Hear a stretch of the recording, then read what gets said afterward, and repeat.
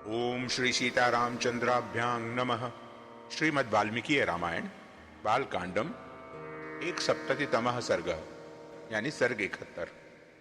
इस सर्ग में राजा जनक का अपने कुल का परिचय देते हुए श्री राम और लक्ष्मण के लिए क्रमशः सीता और उर्मिला को देने की प्रतिज्ञा करना।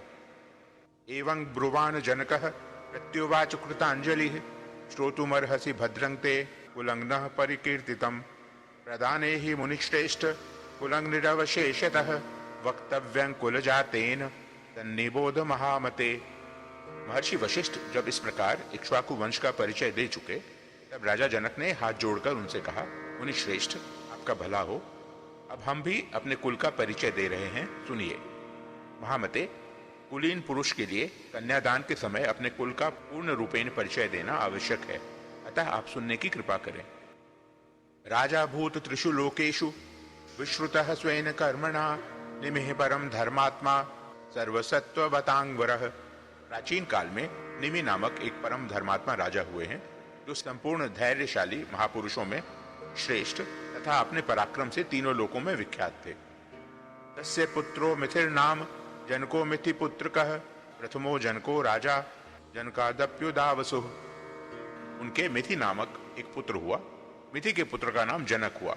यही हमारे कुल में पहले जनक हुए हैं।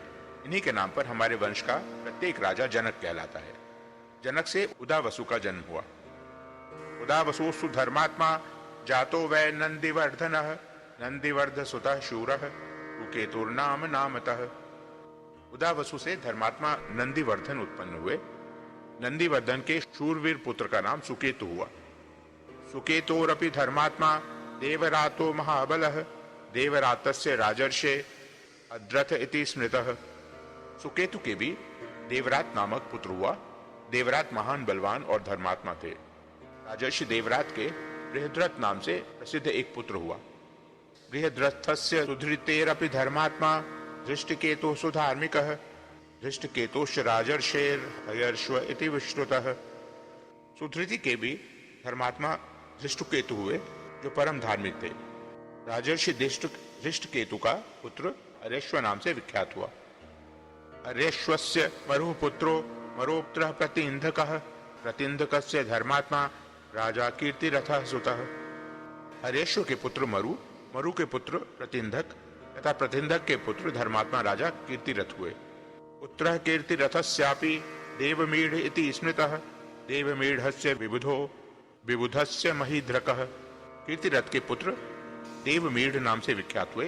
देवमीढ़ के विबुध और विबुध के पुत्र महीध्रक हुए। महीध्रक सुतो राजा कीर्तिरातो महाबलः कीर्तिरातस्य राजर्षेर महारोमा विजायत। महीध्रक के पुत्र महाबली राजा कीर्तिरात हुए। राजर्षि कीर्तिरात के महारोमा नामक पुत्र उत्पन्न हुआ। महारोमनस्तु धर्मात्मा स्वर्ण रोमा व्यजायत स्वर्ण रोमनस्तु राजर्षे ईश्वरोमा व्यजायत। महारोमा से धर्मात्मा स्वर्ण रोमा का जन्म हुआ। राजर्षि स्वर्ण रोमा से अस्तु रोमा उत्पन्न हुए। तस्य पुत्र द्वयं राज्ञो धर्मज्ञस्य महात्मनः ज्येष्ठो हमनुजो भ्राता मम वीरः कुशध्वजः। धर्मज्ञ महात्मा राजा अस्त रोमा के दो पुत्र उत्पन्न हुए, जिनमें ज्येष्ठ तो मैं हूं और कनिष्ठ मेरा छोटा भाई वीर कुशध्वज है। मांगतु ज्येष्ठं पिता राज्ये सोविशिष्य पिता मम कुशध्वजं समावेश्य भारं मयि वनं गतः। मेरे पिता मुझ ज्येष्ठ पुत्र को राज्य पर अभिषिक्त करके कुशध्वज का सारा भार मुझे सौंपकर वन में चले गए। वृद्धे पितरि स्वर्याते धर्मेण धुर्मावहं भ्रातरं देव संकाशं स्नेहात् पश्यन् कुशध्वजम्। वृद्ध पिता के स्वर्गगामी हो जाने पर अपने देवतुल्य भाई कुशध्वज को स्नेह दृष्टि से देखता हुआ मैं इस राज्य का भार धर्म के अनुसार वहन करने लगा।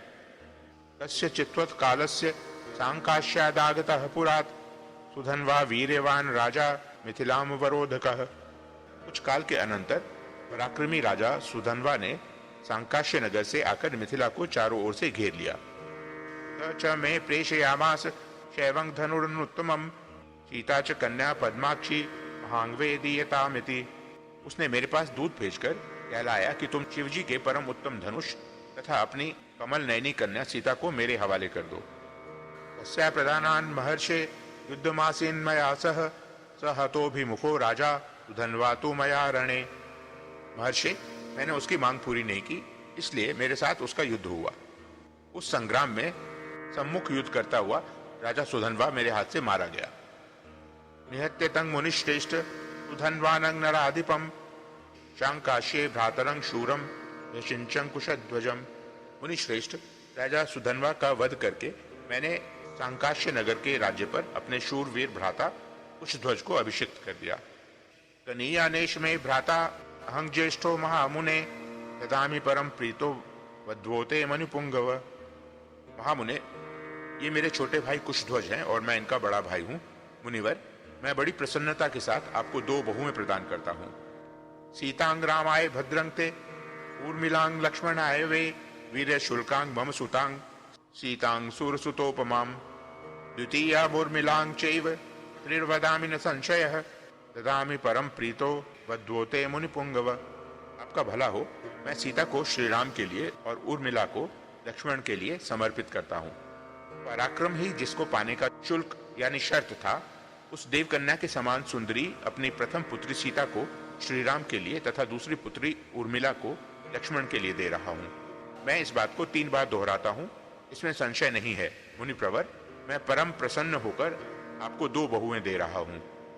राम लक्ष्मणयो राजन गोदानं कारयस्वः पितृकार्यं च भद्रं ते तो वैवाहिकं कुरु। वशिष्ठ जी से ऐसा कहकर राजा जनक ने महाराज दशरथ से कहा, राजन, अब आप श्री राम और लक्ष्मण के मंगल के लिए इनसे गोदान करवाइए, आपका कल्याण हो। नांदी मुख श्राद्ध का भी कार्य संपन्न कीजिए, इसके बाद विवाह का कार्य आरंभ कीजिएगा। मघा यज्ञ महाबाहो तृतीय दिवसे प्रभो फल्गुन्यामुत्तरे राजेश तस्मिन् वैवाहिकं कुरु राम लक्ष्मण योर अर्थे दानं कार्यं सुखोदयम। महाबाहो प्रभो, आज मघा नक्षत्र है। राजन, आज के 3रे दिन उत्तरा फाल्गुनी नक्षत्र में वैवाहिक कार्य कीजिएगा।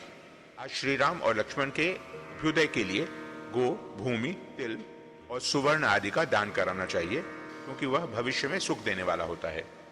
इत्याश्य श्रीमद् रामायणे वाल्मीकिये आदि काव्ये बालकांडे 1/7 सर्गः। इस प्रकार श्री वाल्मीकि निर्मित आश रामायण आदि काव्य के बालकांड में 71वां सर्ग पूरा हुआ।